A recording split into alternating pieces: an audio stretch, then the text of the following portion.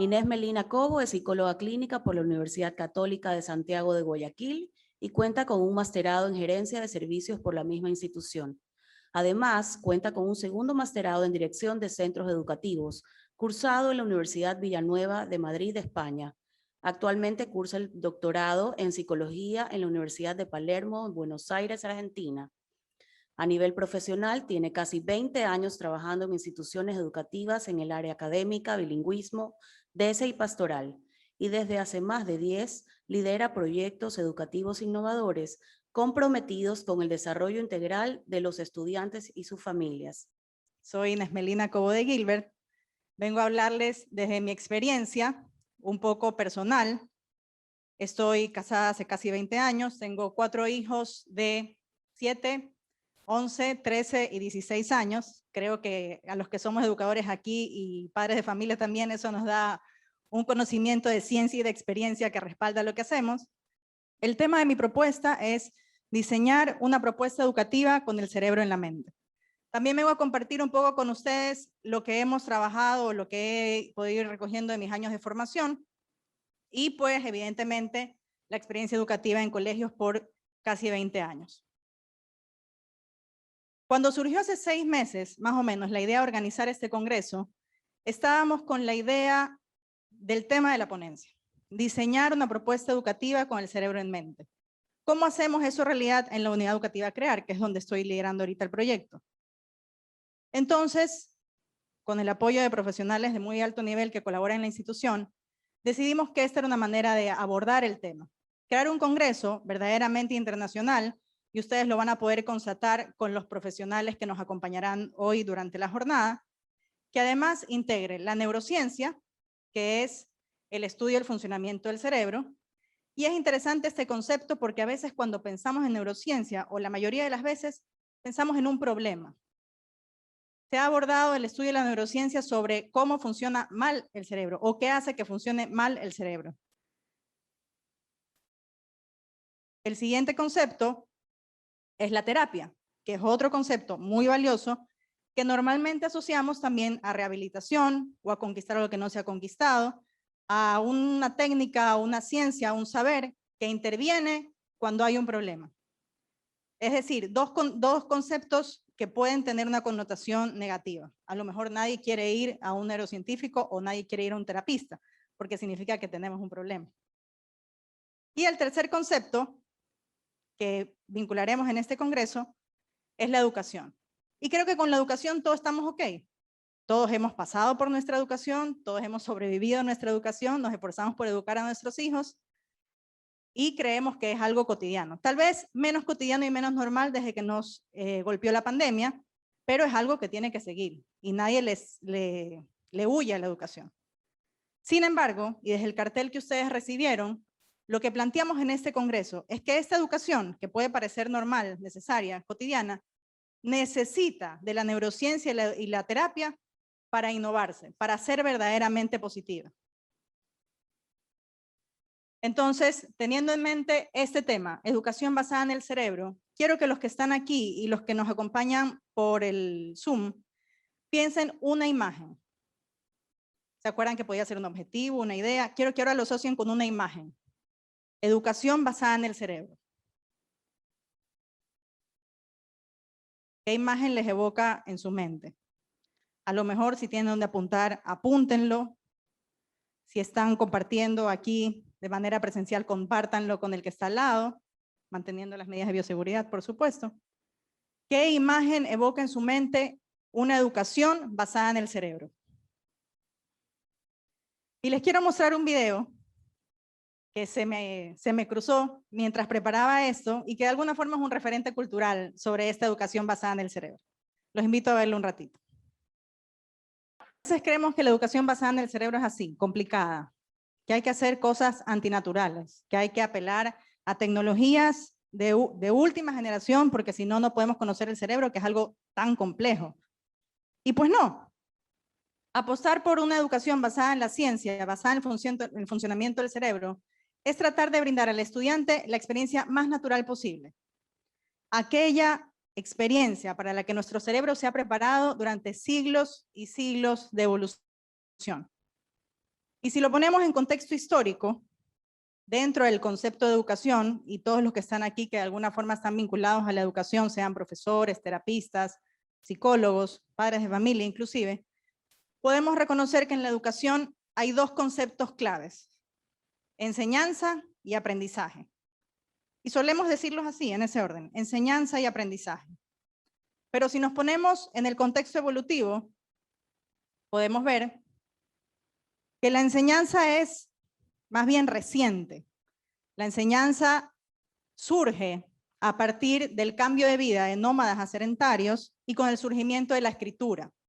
La enseñanza surge en una situación social. Cuando el ser humano deja de andar peregrino por el mundo buscando qué cazar o qué cosechar donde encuentre que ya hay comida, descubre la agricultura, se asienta en un lugar, se crean las primeras comunidades y deciden que hay cosas que valen la pena respaldar de manera escrita y transmitirlas. Ahí se crea la enseñanza. Eso sucede más o menos en el año 3500 a.C., hace 5500 años. Eso es reciente. Sin embargo, el aprendizaje es inherente al ser humano. El aprendizaje existe desde que existe el ser humano. El aprendizaje nace por una situación de supervivencia. Y en esta línea de tiempo, para que vean más o menos la proporción, el aprendizaje existe hace 2,5 millones de años. Entonces, cuando nos referimos a la enseñanza y el aprendizaje y queremos hacer un enfoque basado en el cerebro y en cómo ha ido desarrollando, lo que predomina en el cerebro es la capacidad de aprender. La enseñanza es una situación accesoria que se crea como necesaria para poder lograr ese aprendizaje en ese cerebro que está ávido, que está preparado para aprender desde su formación. Entonces ahí tenemos que poner el foco en este aprendizaje que es tan inherente al ser humano que está ligado a la supervivencia. Piensen, y a veces uno piensa, ay, sí, no, aprender a caminar, qué importante, aprender a hablar, qué importante. Hoy en día, hasta esas cosas tratamos de enseñarle a los hijos cuando sabemos que es un proceso natural. Pero piensen en la capacidad de toser cuando uno se está atorando. ¿A quién le enseñaron eso? Pero aprendimos, si no nos hubiéramos ahogado. A la capacidad de sonarse la nariz cuando uno está congestionado. Son aprendizajes que seguramente hubo un pobre ser humano hace 3 millones de años que se ahogó y se fueron desarrollando para que todos podamos salir adelante y adaptarnos en esta vida que nos toca vivir. Entonces, teniendo en mente eso, volvemos a diseñar una propuesta educativa con el cerebro en mente. Este es el objetivo que sale hace 6 meses y que da luz, como les decía, a este congreso. Teníamos la idea de crear esto y aplicarlo totalmente. Y para hacerlo realidad, definimos 3 aspectos claves. En esta ponencia un poco les voy a delinear esos aspectos claves y como les decía al inicio, más adelante vendrán profesionales de reconocida trayectoria quienes le pondrán concepto a esas ideas. Vamos a delinear un poco la gestión, cuál es la revisión que hay que hacer y cuáles son los criterios que hay que tener en mente. El primer aspecto clave es evidentemente la gestión del aula. Cuando ustedes pensaron en una imagen de educación basada en el cerebro, quiero que los que están aquí y los que están en su casa pues hagan el ejercicio también, reconozcan si fue una situación del aula. ¿Me pueden levantar la mano los que pensaron en una situación de aula? Nadie. Ya eso, pierdan la vergüenza. Muy bien. La gestión de aula es tradicionalmente el escenario de la educación. Y en aulas nos referimos a aulas virtuales y presenciales, evidentemente, más en la situación que vivimos ahora. Y pues con las condiciones que pasamos pueden ser aulas abiertas, aulas efectivamente tradicionales cerradas, pero en la situación de aulas donde se da la situación de aprendizaje. Y ya vamos a revisar más adelante qué aspectos son importantes revisar para que sea una gestión de aula basada en la ciencia. El segundo aspecto son los docentes. Los docentes que en el contexto de una educación basada en la ciencia deben convertirse en investigadores y científicos. Ya vamos a ver también cómo lograrlo. Y el tercer aspecto es el entorno. El entorno donde entran las familias, evidentemente, lo que sucede fuera del aula dentro del colegio, incluso hasta el diseño del colegio, el diseño arquitectónico. Y como les decía, más adelante tendremos una ponencia pues dedicada especialmente a eso. Revisemos un poco este aspecto clave de la gestión del aula. Esta gestión de aula, para reconocer que está basada en la ciencia, debe ser personalizada. Si en algo están de acuerdo todos los estudios que se han hecho alrededor del cerebro y cómo aprende, es que no existen dos cerebros iguales, que no existen dos cerebros que aprenden igual. Entonces tenemos que superar esa concepción de que a todos les vamos a dar lo mismo porque todos tienen que ser capaces. Probablemente todos son capaces, pero no todos van a lograrlo siguiendo el mismo camino. Y en este punto es súper importante, a partir de una evaluación, de un diagnóstico personalizado, tener la ciencia y la dedicación de hacer un plan personalizado de aprendizaje y acompañarlo durante el proceso. Y aquí vamos a ver cómo se integra la terapia dentro del aula de una manera magnífica, aportando técnicas y estrategias para poder darle a esos chicos esa atención personalizada. Es lo que han hecho los terapistas toda la vida, pero al introducirlo en la situación de clase, realmente podemos hablar de una educación personalizada. Esta gestión de aula, además de personalizada, debe ser enfocada en el desarrollo.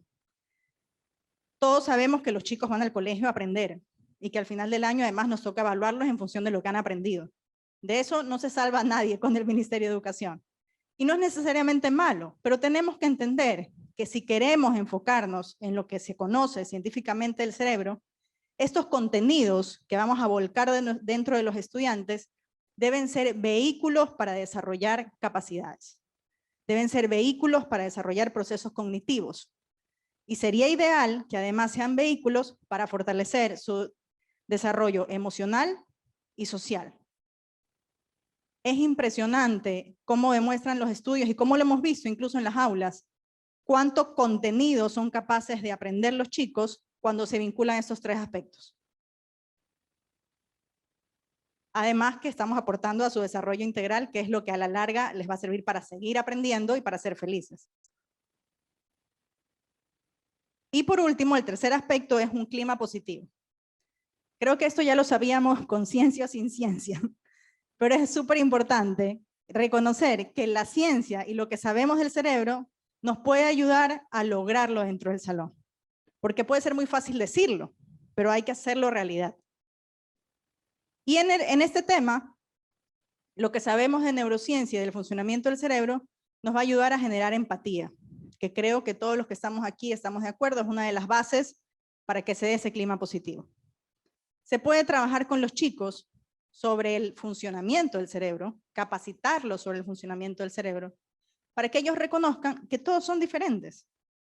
Que todos son diferentes y que no es solo diferente el que es más gordito o el que aprende diferente o el que tiene un síndrome o una condición. Todos somos diferentes. Y al reconocer en esa diferencia nuestra similitud, podemos superarla de alguna forma. Superarla para poder tener un verdadero clima positivo en el aula. Y aquí hay una conclusión de un estudio súper interesante, obviamente no lo podía poner completo, pero dice que la empatía es la capacidad de comprender los sentimientos y emociones de los demás basados en el reconocimiento del otro como similar. Si yo reconozco que el otro es similar a mí, aunque tenga pensamientos y sentimientos diferentes, no tiene sentido el bullying, por ejemplo, no tiene cabida en el aula, no tiene cabida la discriminación, toma mucha fuerza el trabajo cooperativo, donde se aprovechan las fortalezas de cada uno. Y superado este tema de ser o no ser diferente, los chicos se enfocan en que lo importante es en hacer la diferencia, ya los hace trascendentes. Hasta ahí el primer aspecto. El segundo aspecto clave, como les decía, son los docentes. Estos docentes que cuando nos asumimos el compromiso de llevar una educación basada en la ciencia, deben convertirse en investigadores. Un docente, y creo que lo teníamos claro desde antes, pero hay que hacerle muchísimo más énfasis, no puede quedarse con lo que se gradúa de la universidad. Ni siquiera puede quedarse con lo que recibe al inicio del año, por ejemplo, de capacitación, que suelen ser capacitaciones muy buenas, dedicadas, actualizadas. Un docente tiene que permanecer en actitud de investigador.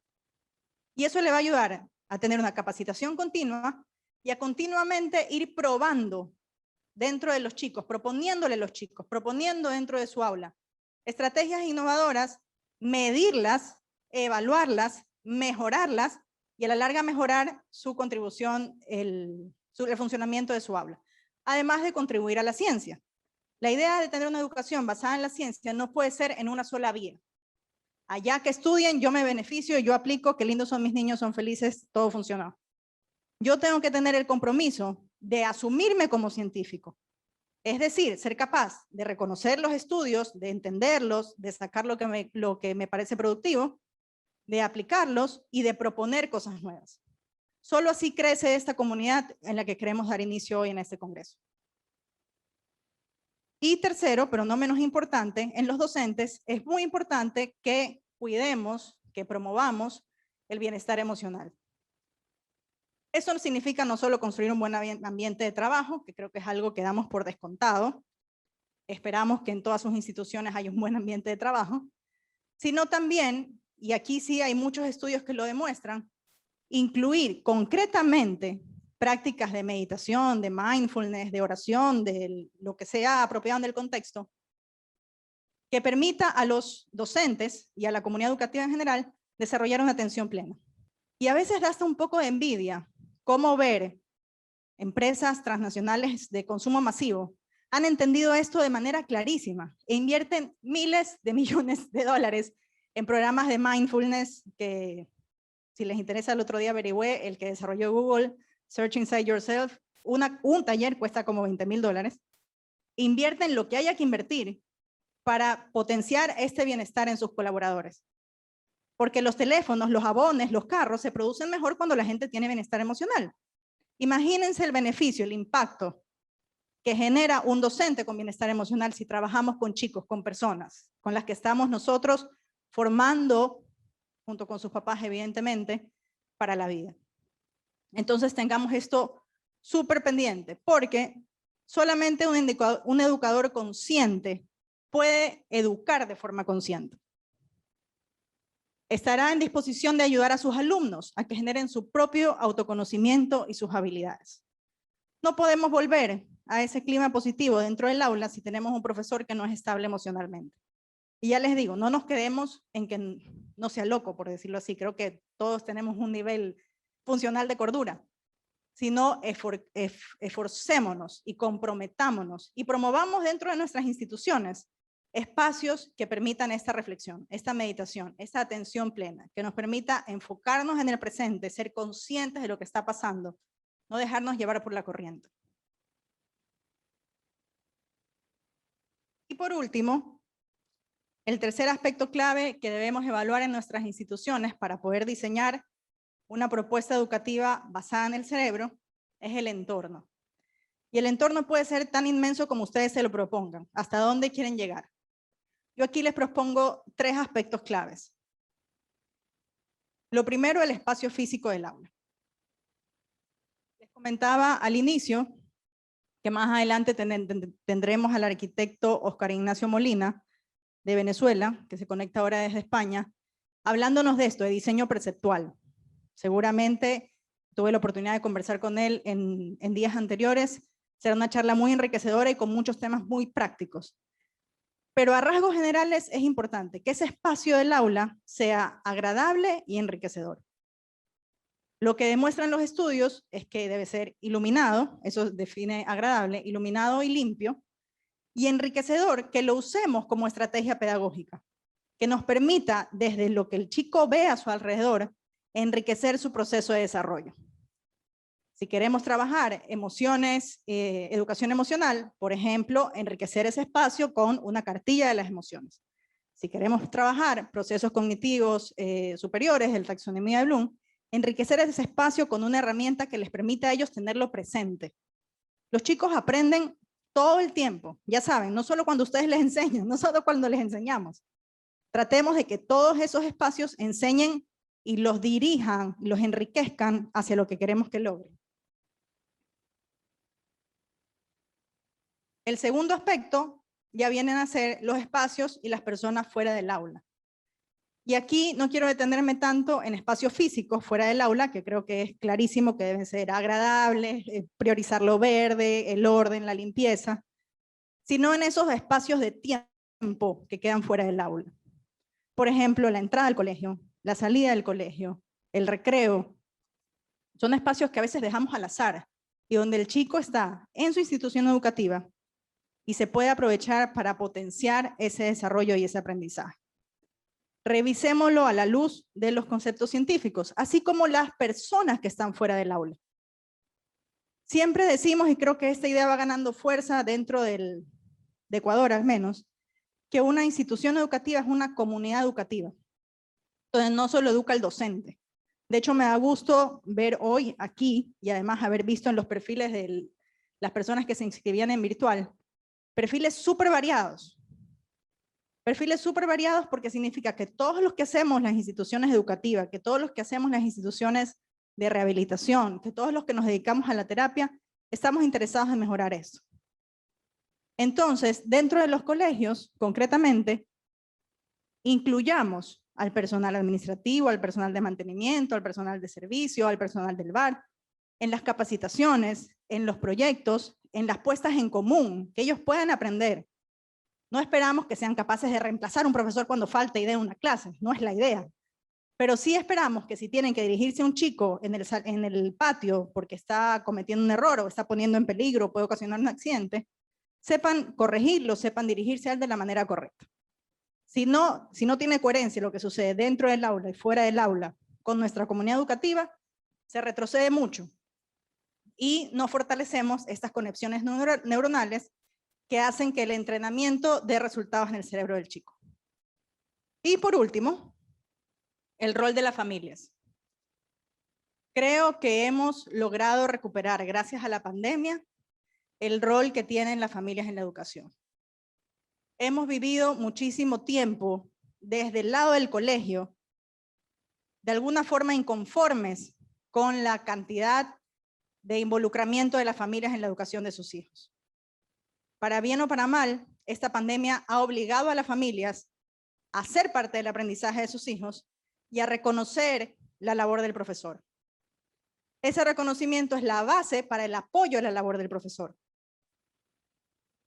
Entonces no es solo formar a las familias, que es vital. Imagínense, si formamos al personal administrativo que a lo mejor se topa con él en el recreo, cuán importante es formar a estas familias que lo tienen las 2/3 partes del tiempo. Que todos entendamos dentro de la comunidad de familias de los colegios hacia dónde vamos con esta educación basada en la ciencia. Esto que estamos enfocados en el desarrollo, que queremos que sea personalizado y que podamos de ello sacar lo mejor. Y además, a las familias no solo hay que formarlas en educación basada en la ciencia, hay que emocionarlas, hay que convencerlas. La única forma que ellos confíen en lo que nosotros hacemos es que ellos estén emocionados con el proyecto. Y aquí sí, creo que toco un tema súper importante que es la emoción. De todos los estudios, si en algo concluyen, además de que no hay dos cerebros iguales, es que la emoción es una condición inexcusable del aprendizaje. El cerebro aprende cuando hay emoción.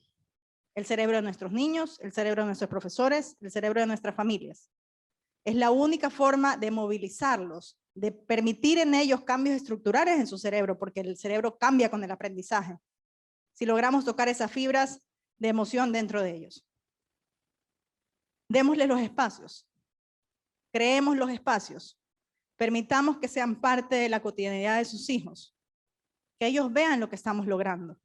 Lo que están logrando ellos. Al igual que nosotros, y más que nosotros, ellos quieren el bienestar de sus hijos. Seamos capaces de transmitirles ese compromiso para que confíen y nos colaboren. Y un poco, para ya ir cerrando, retomo la intención de la charla. El porqué de este congreso es que estamos convencidos que los estudios demuestran que si bien la educación funciona como está, no es suficiente. Esta educación necesita formar seres humanos capaces de aprender siempre. Los contenidos tenemos que evaluarlos, pero los contenidos los van a encontrar toda su vida en Google. Ellos tienen que ser capaces de aprender siempre y sobre todo ser capaces de ser felices. No nos conformemos. Hagamos esta evaluación, aunque las cosas funcionen. A lo mejor yo digo, mi gestión del aula funciona bien. Siguiente. Revisémoslo. No porque funcione mal, no necesariamente hay que cambiar lo que está mal. Hay que cambiar muchas veces para mejor. Démonos la oportunidad, disfrutemos este congreso, hagamos las preguntas pertinentes y sobre todo, después de esta experiencia, sigamos generando espacios, sigamos construyendo comunidad para poder relacionar estas tres áreas: neurociencia, terapia y educación. Que sean la neurociencia y la terapia quienes vengan al auxilio, por decirlo así, de la educación, y que todo lo que ya se sabe en esas áreas potencie el beneficio a nuestros chicos, su desarrollo y su felicidad. Muchísimas gracias por acompañarnos hoy, muchísimas gracias por creer en este proyecto y muchísimas gracias, y se los agradezco anticipado, por todo lo que lograremos de aquí en adelante. Gracias. Gracias, Inés, por su interesante exposición. Sin duda, un reto muy grande, pero ahora sabemos que contamos con las herramientas para lograrlo. Damos paso a las preguntas. Quienes tienen consultas en el auditorio, por favor, si pueden levantar la mano para recogerlas. Bueno, realmente las estrategias, las herramientas que nos compartió la psicóloga Inés Melina son bastante actuales, importantes, que nos llevan a pensar en cómo nosotros los educadores tenemos que trabajar con los chicos, vinculando siempre la emoción al aprendizaje, porque es la vía idónea para lograrlo. Esta pregunta viene desde la modalidad online. ¿De qué manera se puede influir en los directivos y docentes que siguen integrando un enfoque educativo tradicional? Muchas gracias, mi Clarita, y gracias a quien hizo la pregunta. Realmente creo que la principal arma es la ciencia misma. Hay estudios demostrados, certificados, consistentes en que es no solo el futuro de la educación, sino el presente. Hay muchísimos colegios, tal vez no dentro de Ecuador, pero hay muchísimos colegios alrededor del mundo que ya lo aplican. Y también, una cosa es la ciencia y otra cosa es la experiencia, los docentes tienen bastante independencia dentro de su salón de clases. Cuando un docente aplica una práctica innovadora dentro del salón de clases y logra cambiar la perspectiva de sus estudiantes, eso no pasa desapercibido por los directivos. Y eso los va a animar, probablemente más que muchos estudios y mucha ciencia y muchos datos, a poder replicar esa experiencia en sus otras aulas. Puede ser que no tengamos el enfoque adecuado en algún momento en los directivos, pero sin duda tenemos la vocación de educadores y ver el beneficio que dan los chicos va a ser un movilizador muy importante. Así que el que quiera aplicarlo, si a lo mejor no está en una institución donde se promueve esto, aplíquelo, láncese, inténtelo, documéntese bien, prepárese bien, porque hay mucha responsabilidad de por medio, es el futuro de nuestros niños, pero hagámoslo. Hagámoslo en nuestra hora de clase, en nuestra hora de tutoría, en el espacio que compartamos con ellos. Seguramente van a ver los frutos y eso no va a quedarse dentro del aula, va a trascender. Y ojalá logre transformar toda su institución. Ok, tenemos otra pregunta. ¿Cómo lograr que el sistema educativo se enfoque en el desarrollo cerebral de nuestros estudiantes, considere sus intereses y necesidades y reinvente el currículo nacional? Hay dos etapas muy marcadas en la formación de nuestros niños a nivel curricular. La primera es educación inicial, donde sí hay un enfoque de desarrollo. De hecho, se califica, se evalúa por áreas. Creo que ahí lo que falta es que los colegios abordemos o adoptemos o nos comprometamos con ese enfoque. Una vez que llegan a educación básica, evidentemente el enfoque está por materias en el currículo. Sin embargo, se puede hacer también la transformación desde las aulas. Recordemos que lo que el ministerio nos obliga de alguna forma a seguir o a conseguir o a dar cuenta son destrezas. Son destrezas que los chicos tienen que lograr. Si nosotros hacemos el cambio al enfoque de desarrollo, que a la larga es lograr destrezas, sí se puede articular, aunque a nivel político no se dé la transformación de manera clara, directa u obligatoria. Creo que estamos en una época de transición donde la transformación va a venir de las aulas públicas y fiscales. Y luego, esperemos pues, ya se haga política pública y todos podamos trabajar así. Ok, bueno, tenemos más preguntas, se han animado. Actualmente, se puede confundir neurociencia con uso de TICs. ¿Cree usted que debe integrarse en el plan de formación de padres círculos de estudio sobre este tema aplicado a la educación? En caso positivo, ¿quién sería la persona indicada para el efecto? ¿Directivos, profesor de aula, profesionales externos? El tema de la confusión entre neurociencia y TICs tal vez es esta concepción que teníamos al inicio, como el video que les mostré. Creemos que es algo muy complicado, entonces necesariamente debe estar vinculado a la tecnología, que es el último grito que tenemos. Y estos círculos de estudio que proponen me parecen súper valiosos y hay que hacerlos no sobre la diferenciación, sino sobre la neurociencia aplicada al aprendizaje. Concretamente sobre el modelo educativo que se sigue en cada uno de los colegios. Es el espacio donde los padres se comprometen y se emocionan, el espacio que les comentaba hace un momento. Que ellos sean capaces de conocer, de comprometerse, porque un círculo de estudio tendrá una periodicidad, no sé, cada 15 días, cada mes, y ellos implicarse. Y la persona indicada, en un primer momento, creo yo, si es que la transformación no está hecha totalmente en los colegios, podría ser el profesional del DESE, el profesional de apoyo, los directivos que deben tener más claro el modelo, pero debemos apuntar a que cada tutor de aula sea líder de estos grupos, que cada tutor de aula sea capaz de hablar con suficiencia, solvencia científica, profesional y experiencial para liderar estos grupos y acompañar a sus papás, porque ahí vamos construyendo comunidad. Yo comparto con el chico en las aulas y comparto con el papá del grupo de estudio. Y se fortalece esta vinculación con la institución educativa que lo único que hace es beneficiar el proyecto. Tenemos otra pregunta. ¿Cómo involucramos a los padres en la educación de los chicos? Como les decía, creo que la pandemia, con todas las cosas negativas que nos ha podido traer, de alguna forma ha revalorizado la función de los docentes delante de los papás. Creo que estos papás, cuando Dios mediante regresen a clases el próximo año, no van a regresar con la misma actitud hacia el colegio.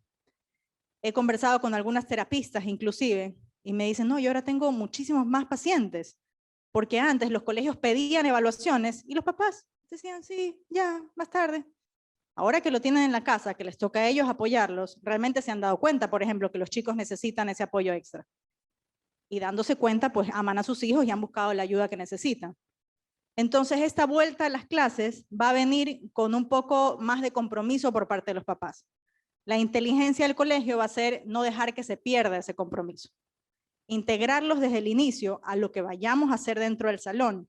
En crear, por ejemplo, proponemos trabajar con proyectos y que a todos los proyectos los padres vayan. A la presentación de todos los proyectos se los invite. En estos temas de círculo de estudio, de formación, incluir y convocar a todos los papás. Aunque a veces, y creo que nos ha pasado a todos, lleguen 3, lleguen 5. Irán llegando más, se irá corriendo la voz. Si uno hace un trabajo serio, esforzado, dedicado, los papás lo valoran, porque a la larga todos estamos en el mismo barco. Todos queremos el beneficio de los chicos. ¿De qué manera las instituciones educativas pueden preparar a al cuerpo docente como investigadores? La mejor forma de hacerlo es haciéndolo. Nosotros en CREAR, por ejemplo, escogimos un consejo, el consejo académico, que buscó artículos científicos relacionados con el aprendizaje. Esa fue la fase 1, empoderar y potenciar el compromiso del equipo directivo, el consejo académico. Nos llenamos de artículos científicos valiosos y luego los distribuimos dentro de los docentes. Se armaron grupos de estudios, se hizo una ficha para hacer un resumen, se los motivó a seguir buscando y de eso se da cuenta periódicamente. Tendremos más oportunidades y seguiremos compartiendo los artículos que nosotros les propongamos y los que ellos nos traen. Los que ellos nos traen siguen siendo pocos, pero esperamos que vayan aumentando. Entonces hay que empezar a hacerlo.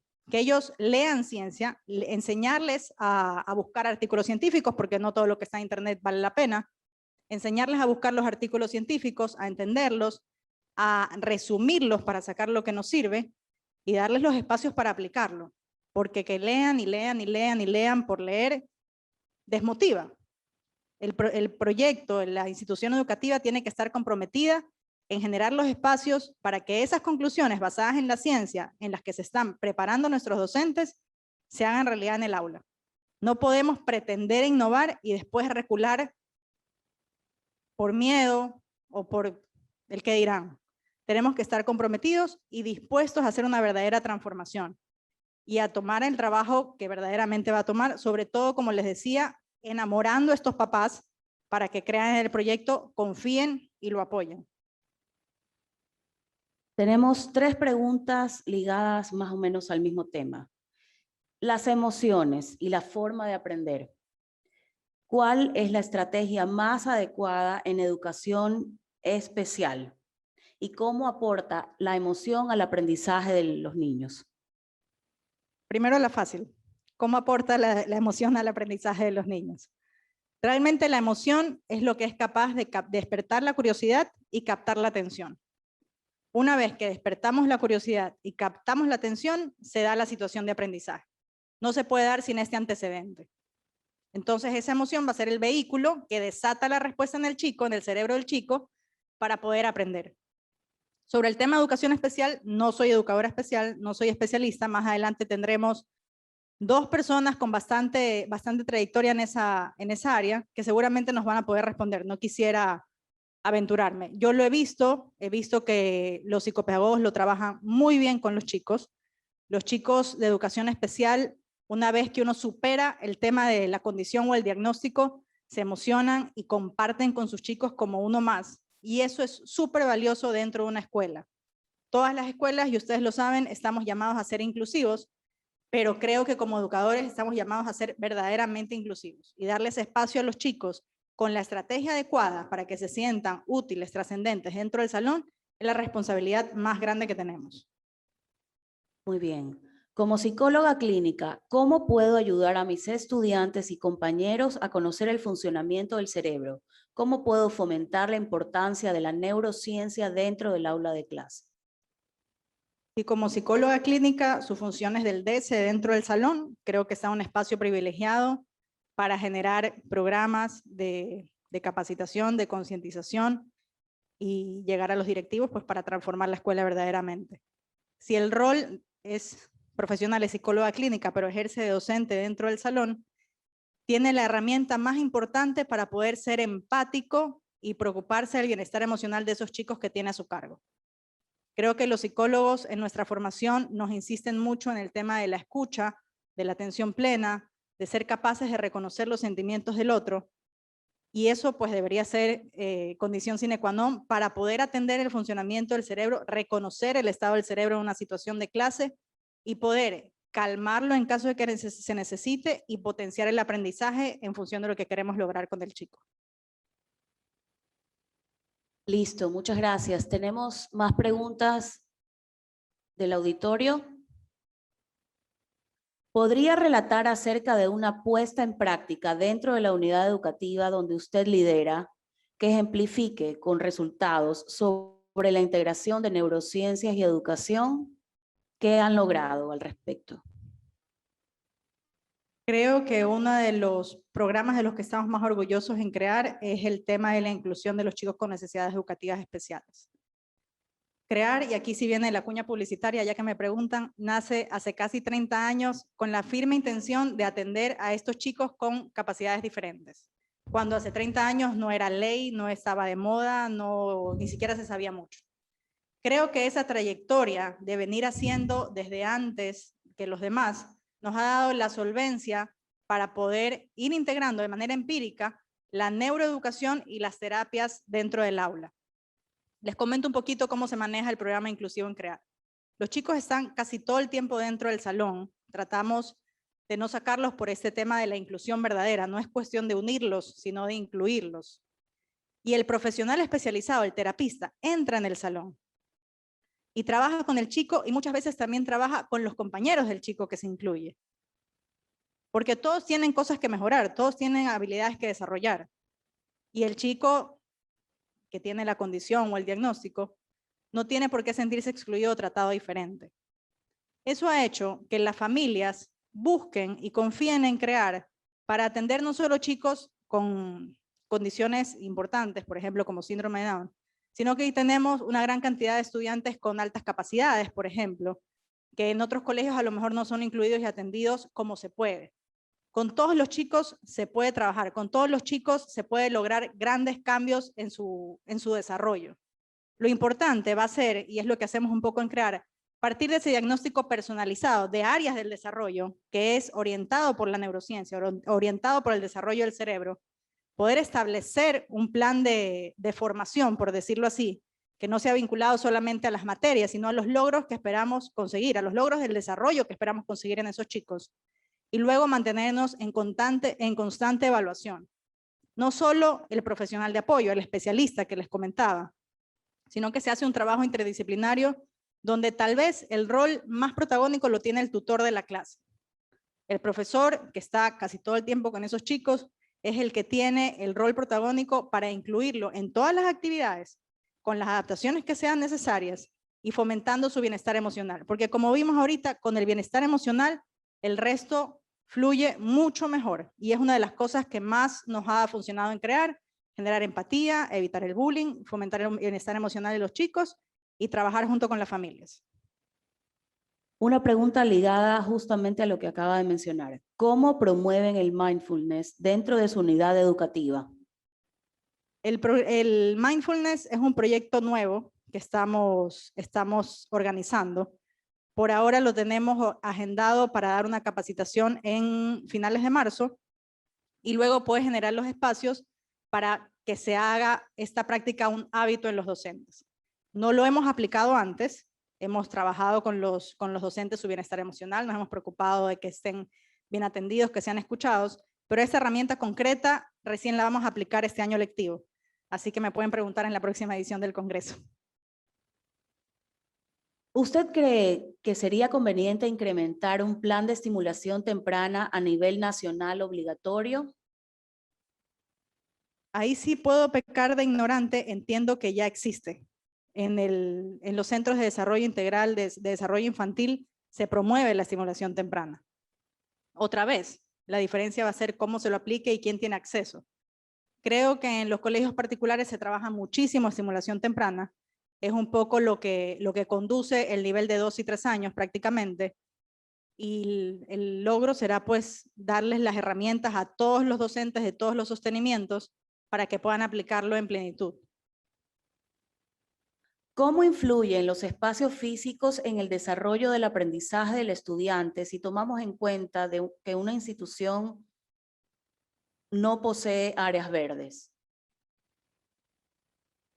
Estimula bastante el que esté limpio y ordenado.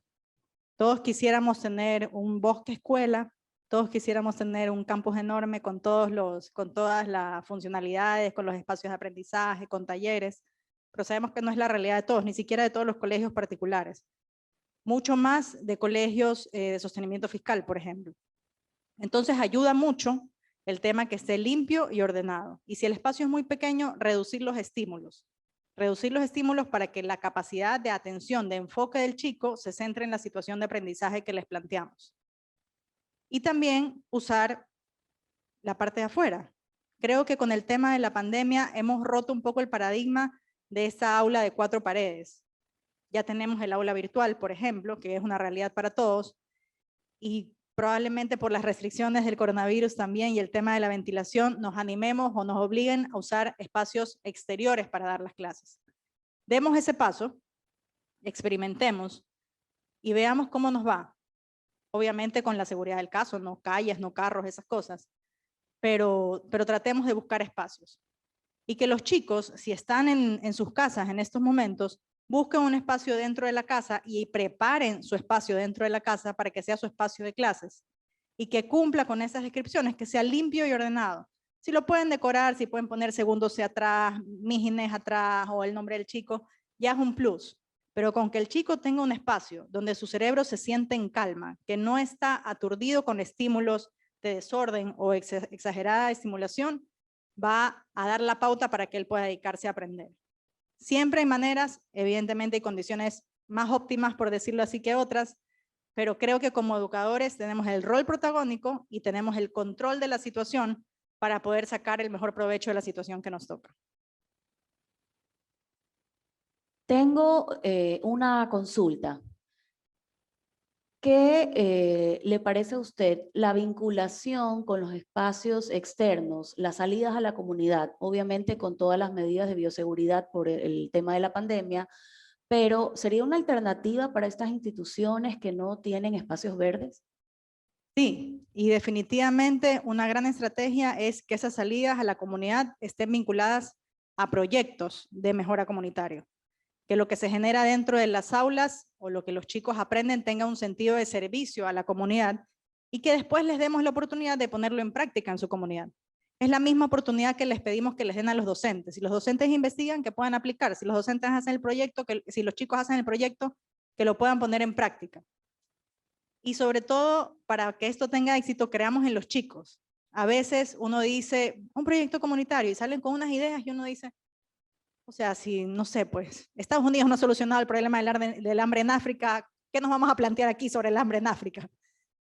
Demos el espacio para que los chicos sean creativos, produzcan, integren los conocimientos que les estamos dando, que sientan que son útiles, no solo los conocimientos, que ellos son útiles, que son capaces de servir a los demás, y generemos los espacios de salida física a la comunidad, como decía usted, con todas las medidas de bioseguridad, y también de salida virtual a la comunidad más amplia, global, que ahora pues se tienen todas las facilidades y es una de las cosas que tenemos que aprovechar. Es importante que cuando regresemos a la presencialidad no querramos hacer todo como hacíamos antes, sino que mejoremos incluyendo estas herramientas que nos tocó asumir obligadamente, pero que ahora le sacamos partido en su lado positivo.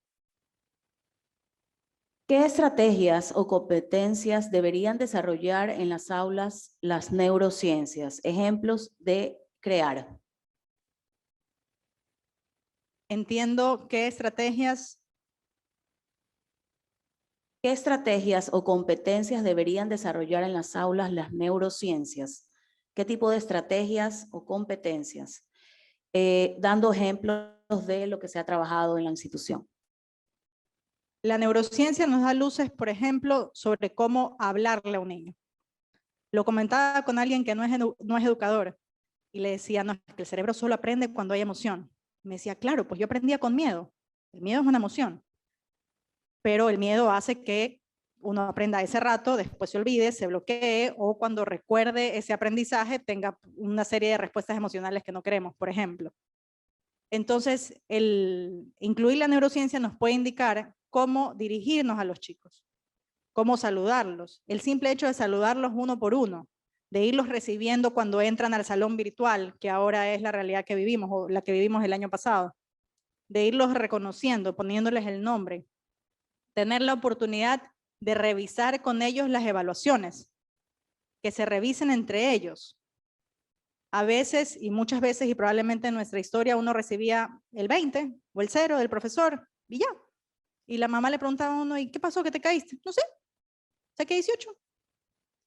Es importante que le demos esa retroalimentación al chico para fortalecer en ellos los aprendizajes que sí ha alcanzado y poder generar en ellos esa inquietud, esa curiosidad de aquello en lo que se equivocó para corregirlo.